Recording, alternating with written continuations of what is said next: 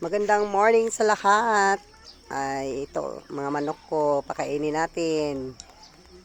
Ayan, inaabangan nila ako lagi, kada gising ko. Minsan, aakyat pa yan doon sa taas. Talagang kilala na nila kung sinong nagpapakain sa kanila. Yan pala guys, yung mga maliliit yan, yun ang pangatlong anak. Ay, pang-apat na anak na pala yan, yung pinakaunang manok. Yan o, balbasarado. Yan. Yun ang pinakaunang anak, yung inahin na yan. Ngayon, nagsisiw na naman siya. Dumami rin. Nakabinta na din kami. Unang-una sa manok namin, 2 lang yan. Ngayon, tingnan mo, may naglimlim pa ako doon.